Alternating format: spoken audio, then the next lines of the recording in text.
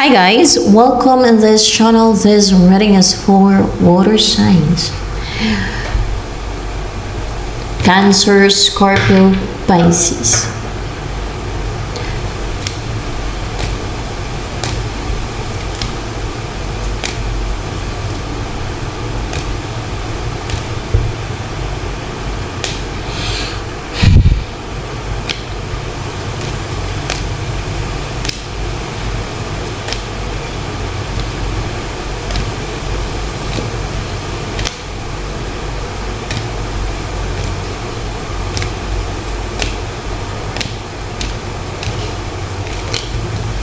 Ito ang energy na kuha sa water signs.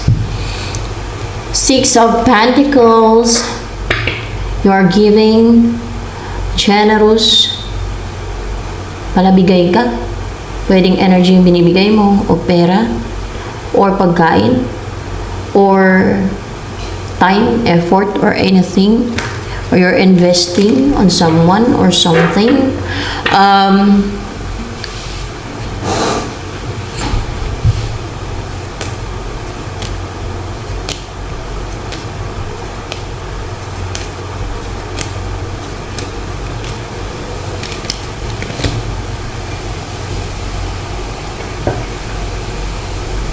Meron kang tinutulungan water signs para ma-release niyo yung mga karga, mga baggage o problema or resentment or mga karga ng witchcraft sa kanya. Tumutulong ka. Because you are kind pagka ganyan. Let's see. Ano bang reason?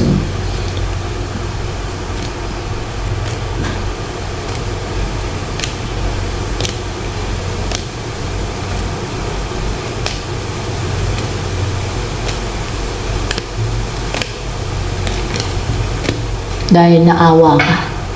Dahil naawa ka, dahil possible na tingga to. Isa sa reason yan. Possible dahil naawa ka. Dahil paramdam ka ng empathy. Awa. At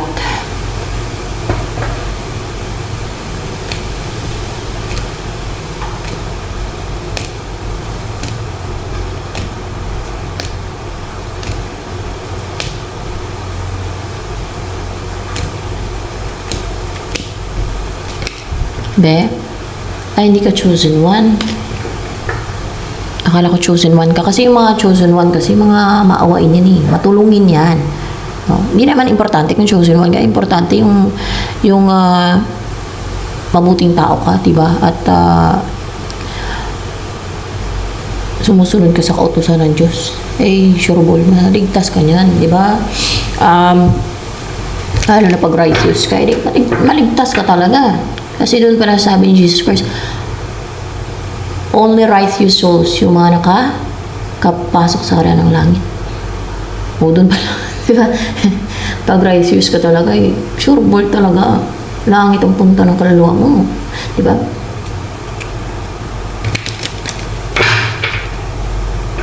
And, let's see. Hindi lang naman chosen man meron pang iba yan na may mission from God, no? At hindi naman kasi marami ang chosen one kasi 1044 lang naman kasi sila what you're doing is great. Yes. Kasi tumutulong ka, no? Sa iyong kapwa tao.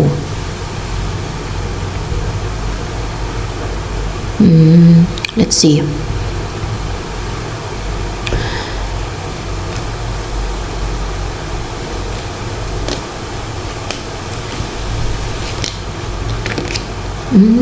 Tinutulungan mo talaga para maging strong siya, para ma-release niya yung mga karga niya, para maging goal-driven siya. Ganun, tinutulungan mo siya para maging strong na yung mind niya, para maging active na siya, para maging flexible na, para makalaya na sa mga deceit, sa mga karga na kinarga sa kanya. Wow. Ang bait naman ng water sign na to.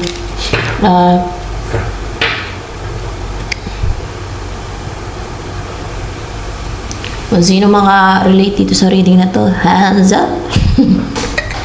Hands up. um,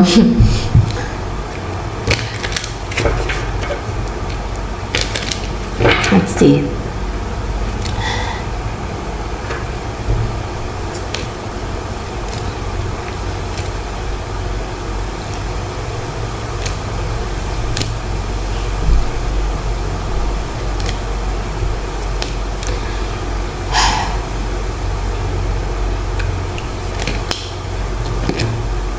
Ay, wala akong mission from God.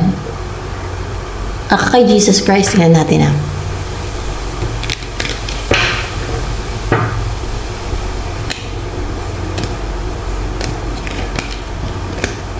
Wala. Pero may kakayanan ka eh. May tinutulungan ka eh.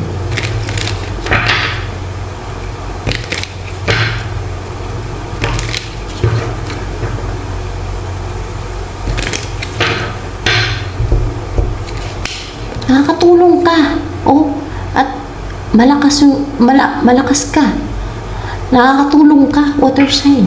Nakakatulong ka. At legit nakakatulong ka. Ano dito? Strong, malakas. O siguro malaki na itulong mo, no? Kaya clarified by the strength. Ibig sabihin malakas ka at natutulungan mo itong tinulungan mo.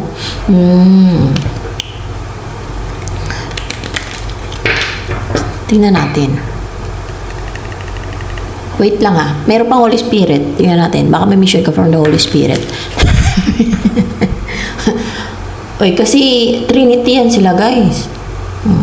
Huwag na kayong kumistyon. At tingnan natin.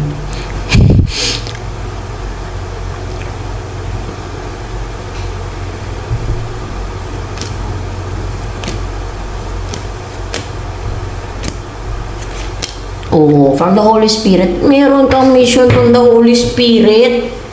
Sus. Oh, yan ang Divine Mother ni Jesus Christ. Partner ng God yan, ang Holy Spirit na yan. Yan ang iba yun sa Mama Mary, ha? Yung nabuntis nga doon kay Mama Mary, Holy Spirit, diba? Yung pinadala ng God para mabuntis si Mama Mary. Yung Holy Spirit, mayroon kang mission from the Holy Spirit. So, pinili ka ng Holy Spirit na mag-carry ng mission from the Holy Spirit. Di ba? And, yan. Tuloy-tuloy mo na yan. Pagtulong sa mga kinakargahan. At meron kang, meron kang kakayanan, malakas eh. Nakakatulong ka. So, let's see.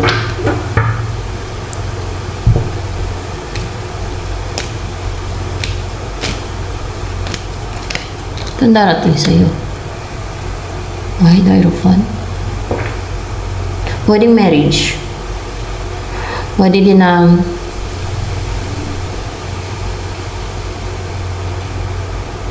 magkaroon ka ng katungkulan. I-clarify natin. Pa-clarify natin.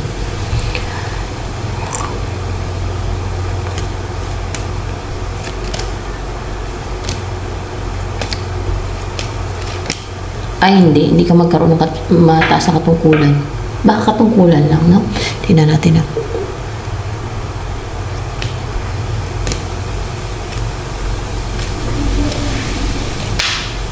Ay, hindi katungkulan to. Pero ito yung darating sa'yo.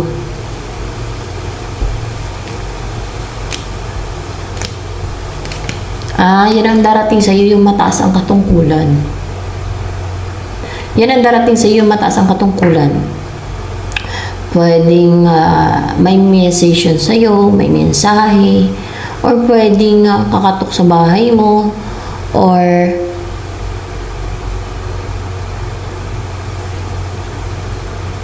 basta darating siya, no? Pwede yung pagdating niya ay meron siyang itulong din sa'yo. Pwedeng ganon, or pwede manghingi ng tulong sa'yo. Okay, let's see kung bakit darating to si Hierophant.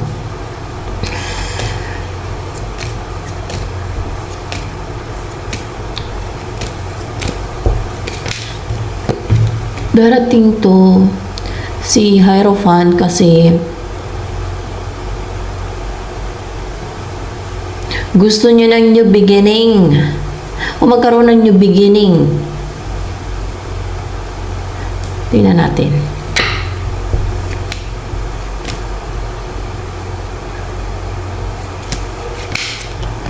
Ay, hindi siya manghingi ng tulong sa'yo.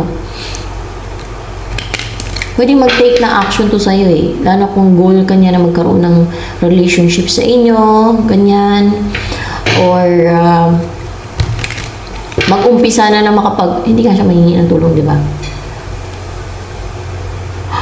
O para makapag-umpisa ka na, pwedeng ikaw yung, let's see, baka ikaw yung tutulungan niya, no?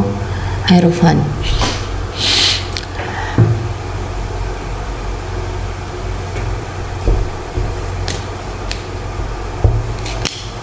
Ay, hindi ka niya tutulungan. Kundi darating to,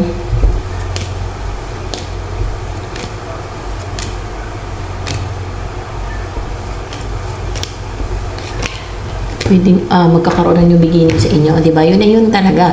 Magkakaroon ng new beginning sa inyo ni Hierophant. Water signs. Magkakaroon ng new beginning. At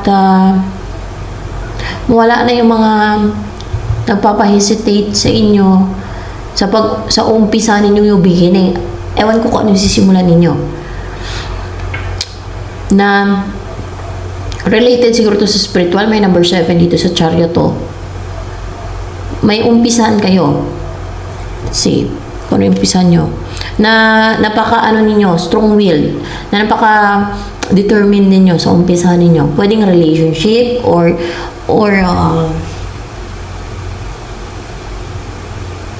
merong collaboration. Let's see.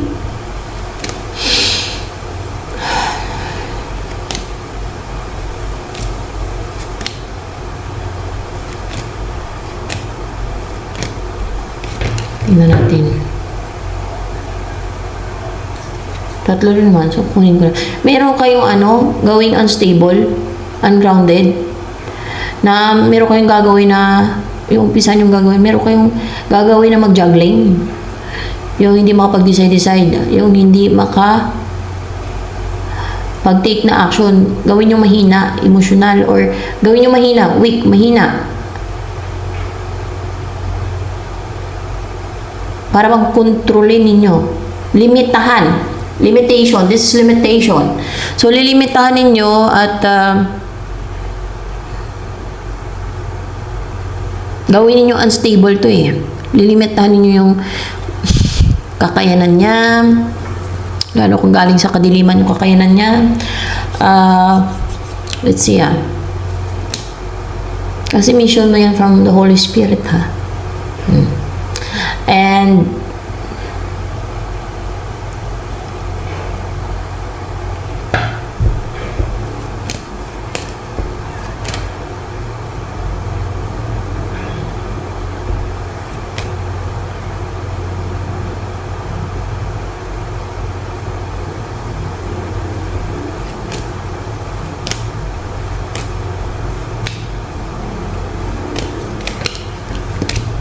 the fallen angels.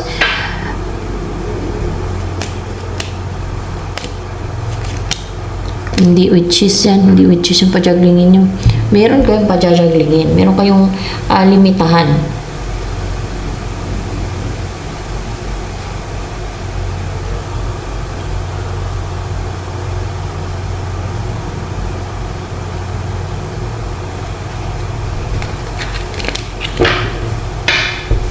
Baka elementals. Mga elementals. Pag mga elementals na clarified by Empress. Wala notice sa reading ko dito. Ako sa reading ng iba. Clarified by Empress. Siguro magaganda yung mga elementals. Yung mga engkanto, mga magaganda yung nila, babae nila. Ganun din yung lalaki, mga engkanto. Siguro, na-notice niyo guys, pag elementals, the Empress, maganda siguro sila, babae. Maganda nga, mga engkanto nila. So, nakakita ng mga engkanto at diwata. Maganda yan eh. Babae nila, di ba, diwata. Sila din engkanto at ang tawag dyan. Sa babae at lalaki nila. Pero magaganda yung mga puti ng engkanto. Maganda tsaka mga gwapo yan. Mga good looking yan.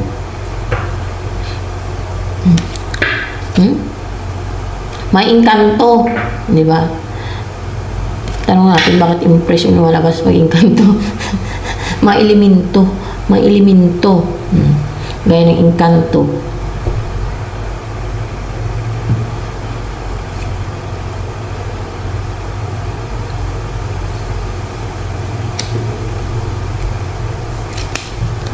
Kasi nga mag-good looking daw yung mga elementals na yan. Lalo yung engkanto, mag-good looking daw sila. Sino nakakita ng mga engkanto kay mga good looking nga yan. Mga engkanto ha.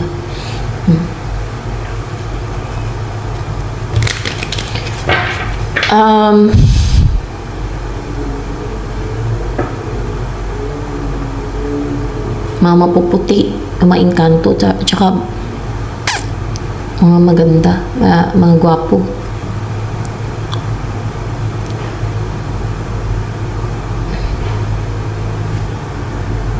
Two of Pentacles. So, sila itong gawin niyo unstable, limitahan. Sino kaya to? Itong Hierophant na ito. Tingnan natin yung energy na Hierophant.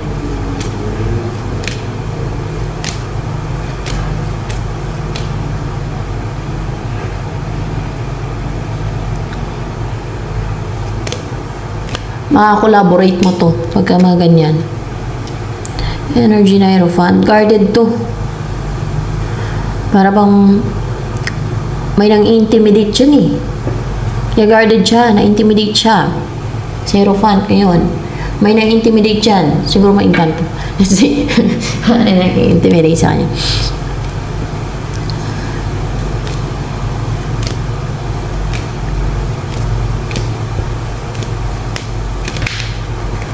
Mga engkanto, mga elemento, yan ang na-intimidate dyan kay Hierophant. So, pag tulungan ninyo ni Hierophant ngayon, etong, mga engkanto, mga elemento na to, no? Limitahan ninyo yung mga nila, yung mga tawag dito, para makontrolin ninyo, pajuglingin niyo sila. Gawin niyo sila mahina, unstable, ganyan. May kakayanan kayo. Kaya magagawa mo yan. At mission mo yan from the Holy Spirit. Tingnan natin kung ano ang tungkol dito kay Hierophant pa dito.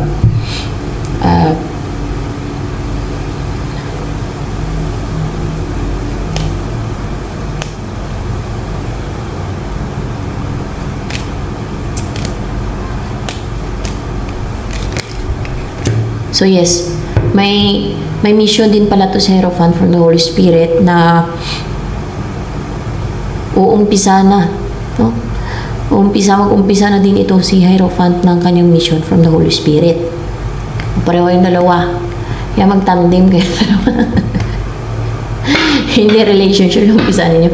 Mission yan, no? From the Holy Spirit. Yan. Oh. Parang light versus darkness. Good versus evil. So, side kayo ng good kasi yung mission nyo galing sa Holy Spirit. Okay? Hindi witchcraft ang gagawin ninyo, ha? At ikaw, nagagamit mo na nga, oh. May natutulungan ka na ngayon. Tingnan natin.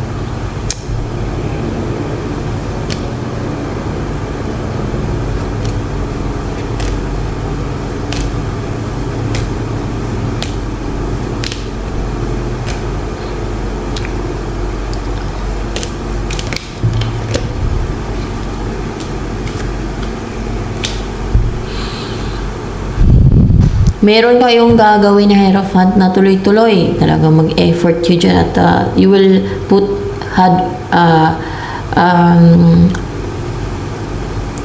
hard work, no?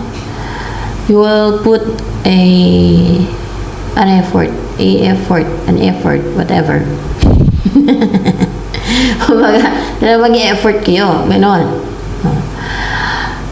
May term na gano'n eh. You will put an effort sa 8 of Pentacles and of course, a hard work sa gagawin ninyo. Tuloy-tuloy. Kumbaga, masipag kayo ang gagawin yan. May focus kayo sa gagawin nyo na yan. Sa trabahuin nyo. Baka karirin nyo na yan. Yung mission nyo na yan. Kasi mission nyo na yan from the Holy Spirit eh. And para hindi na makapang-atake at hindi na makapag-take ng action ang mga engkanto, itong mga elemento. Tingnan natin kung ano yan.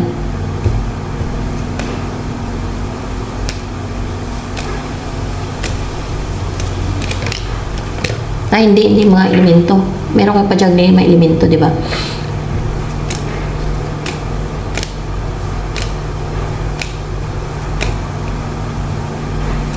Baka witches.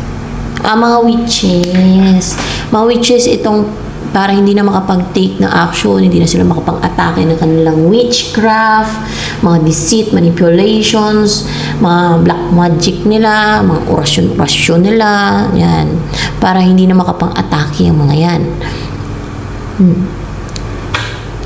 Meron kayong gagawin. Magtulungan kayong dalawa ni Hierophant.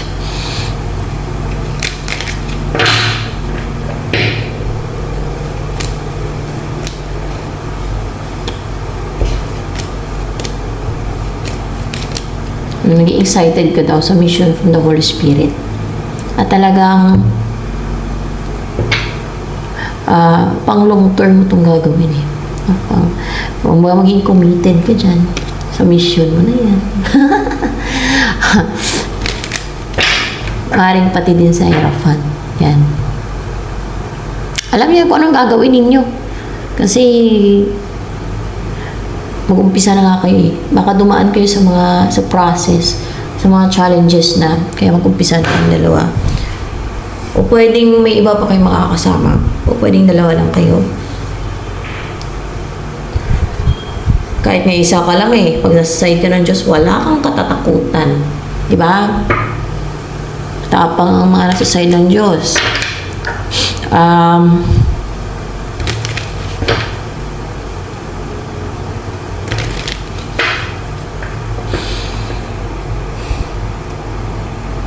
Kumbaga, pagka nasa side ka ng Diyos, ibig ko sabihin na wala kang katatakutan, ay courageous ka. Matapang ka. Yun ang ibig kong sabihin. Kahit may konting takot, okay lang yun. Importante yung matapang ka, courageous ka. Diba? Yung kahit yung iba ay umanin na dun sa kahit mali, ay dun ang marami, ikaw, you will stand. Kahit mag-isa ka lang, you will stand on the right. So kung ano yung tama. Kasi nasa side ka ng Diyos. Matapang ka na manindigan sa kung ano yung tama pag nasa side ka ng Diyos. Ganun yun.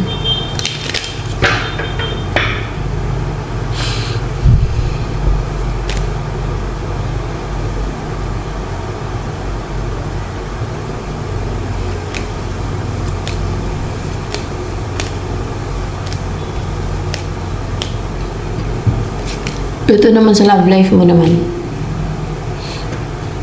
Itong darating sa love life. 6 of Swords. Yan na yung lover mo. Lover. That's your lover. Si King of Swords. Cold, unemotional. Baka may may deceit, kung kaya cold siya, strict, pero courageous to mang-cut off. Pag mga ganyan, strict ba? Strict siya kung sino yung papasok niya sa buhay niya. Hindi to basta-basta nagtitiwala. Logical mag-isip kasi King of Swords eh. Intellectual, logical. May tinatandaan siya. Parang may tinatandaan siya na tinatatak na sa isipan niya. Kaya cold siya. Pwedeng yun ay manipulation yun ng iba. Or else talagang may tinatandaan lang siya na like inabuso siya. No? May naabuso sa kanya. Yung tinatandaan niya yun. Para hindi na maulit, kaya naglalagay na siya ng boundary. No? Strict na siya sa mga pinagkakatiwalaan niya. No? Kung strict na siya, hindi na siya basta-basta nagtitiwala. Yan.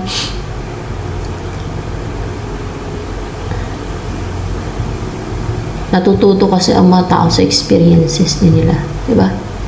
Sa mundong to may mga abusado. Pag malambot ka, diba? Pag mawain ka, para sa mga abusado, kung may mga demonyo yan sa katawan at gano'n sila mag-isip, no? Para sa kanila, opportunity na yon. Kagaya ng mga psychopath. Pag nakita nila na mahina ang isang tao, madali nila mabiktima, opportunity na yun para sa kanila. Para mambiktima. Yun yung target nila. Yung mga ganyan. At sa mundong to, mayroong mga psychopath dito. Mayroong mga narcissistic. Mayroong mga sociopath. Mayroong mga Machiavellian. At yung mga yan, pang take advantage yan. Target nila yung mga mahihina. Nakikita nila mahina. No? Ganon sila. Hindi katulad ng mga taong matinong utak, ng mga tao na mga sasay ng Diyos, na kung sino yung mahina, tutulungan pa nila, di ba? Ng mga taong mabubuti ang puso, ng mga taong righteous, at ng mga chosen one. Kung sino mahina, yun ang tutulungan. Kung sino yung victim, yun ang tutulungan. Pero baliktad ang mga psychopath at mga evil na mga tao. O nila lang.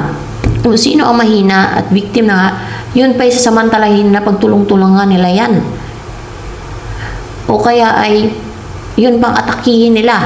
No? Pang tuwa sila. Kasi nga, para sa kanila, opportunity na yun. Para maminsala sila, manalbahe sila, mag-take advantage sila. Basta, ganun yun. Naobserbahan nyo yun. Yun ang realidad dito sa mundo to. Pero hindi naman puro masasama ang nandito sa mundo. Mayroong mga sasay ng Diyos at nanindigan sa tama. At may mga chosen one dito. Hindi lang ganun kamarami. Hindi lang ganun karami. Pili lang talaga kasi 1,044 lang naman yung mga chosen one. At mayroong mga sasay ng Diyos. No? At nadagdagan kasi may mga binigyan ng mission ang Holy Spirit. Maliban sa may mission from Jesus Christ, from God. Diba? At madami makakatulong sa mga victim ng mga masasama, di ba? Ayan. So, King of Swords. Yan ang darating sa iyo sa buhay mo when it comes sa love life mo naman. Ha?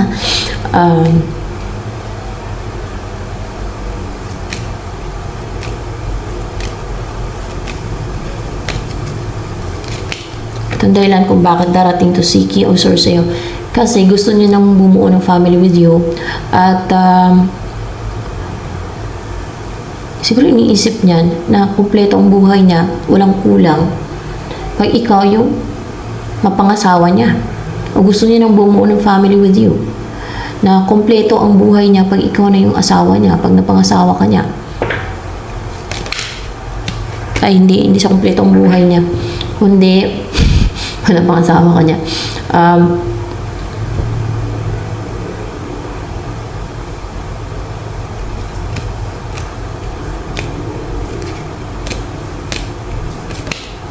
Hindi dahil sa gusto ko niya mapangasawa daw eh. Kundi,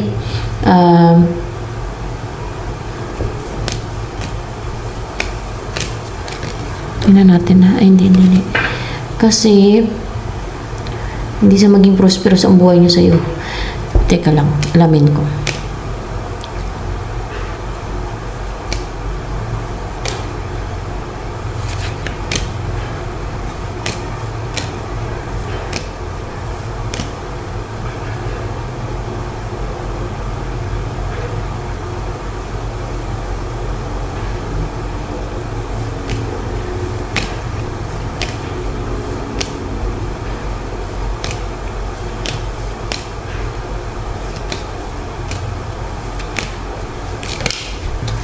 Hindi dahil sa maging masaya siya sa'yo eh. May ano to, Ten of Pentacles.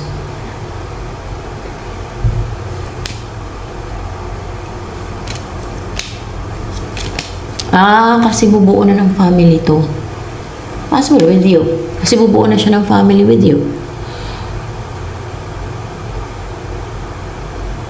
Kasi bubuo na siya ng family with you. Baka yan yung blessing na darating sa'yo.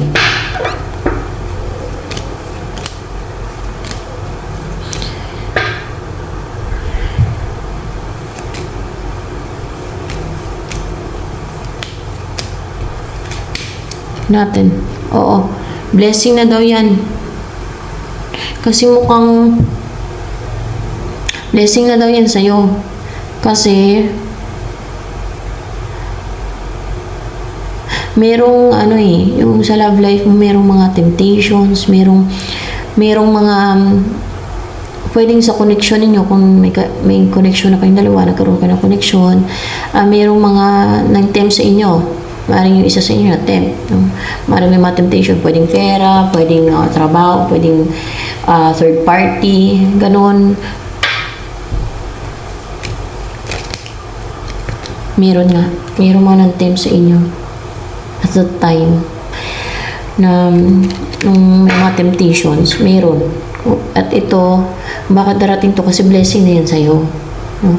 Na gusto, kumbaga, bubuo na kayo ng pamilya.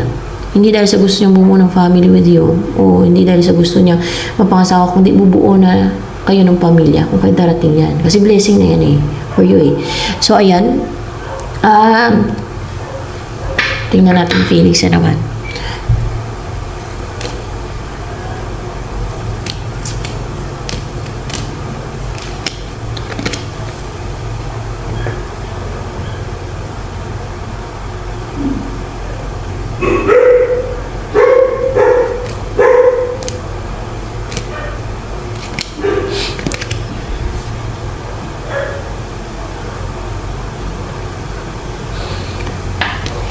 Hindi siya nang hinayang eh.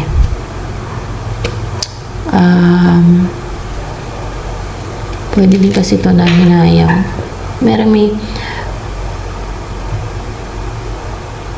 May nire-reject siya. Or iniiwasan niya yung mag-offer sa'yo ng cup of love. Let's see.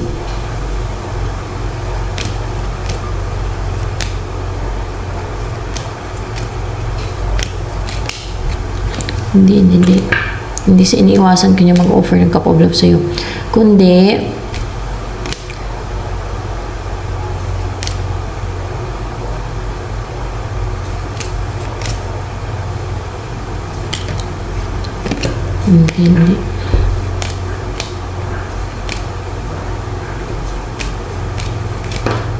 hindi.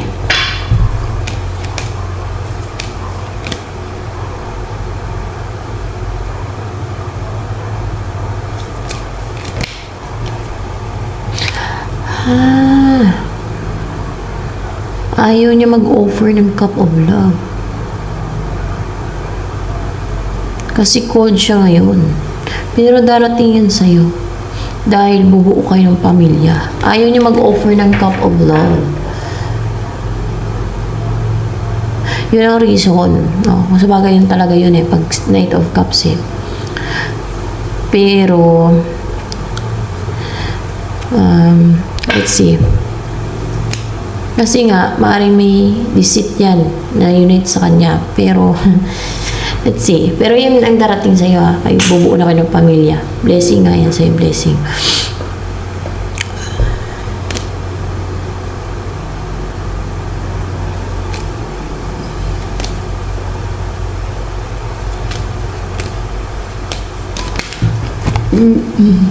Ito iniisip niya ngayon sa'yo. Ito yung naramdaman niya, no? Yung feeling niya na, yung naramdaman niya na ayaw niya or hindi niya dinidesire na mag-offer ng cup of love sa'yo. Ayaw niya mag-offer ng cup of love. Dahil baka may na-unite na manipulation sa emotion niya ng iba. Ito naman sa isip niya, actually, malapit yung Kung sa kalooban niya, malapit yung, parang, kung sa kalooban niya, magaan ang loob niya sa'yo, feeling at home siya. Na there's a spiritual connection sa inyong dalawa. Parang napapalapit na din to sa'yo eh. Napapalapit na din siya sa'yo. Pero, ayaw niya mag-reach out. Or ayaw mag-reach out continuously. O ayaw niya mag-reach out. Mag-antay muna to. Parang pinatingga kasi to eh. May manipulation to sa isip niya. At sa emosyon nito. Pagka ganyan. Pero,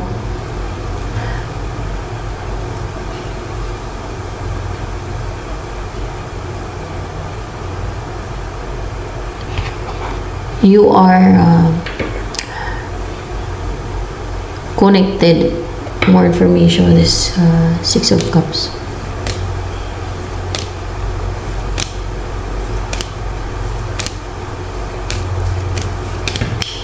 Yeah. Gusto kanya makasama. Kita niyo itong Queen of Wands dito. Kunwari, siya to, ikaw to, o kaya ikaw to, siya to. Gusto kanya makasama. Pero ayaw niya na mag-reach out. Siguro nagpapakipot pa, ganun. May pakipot-kipot pa. Or mag-antay muna siya. Baka may gumawa nga ng deceit para mag-antay siya. Hindi pa siya mag-reach out. Ganun sa'yo. So yan. Hanggang dito na lamang for water signs.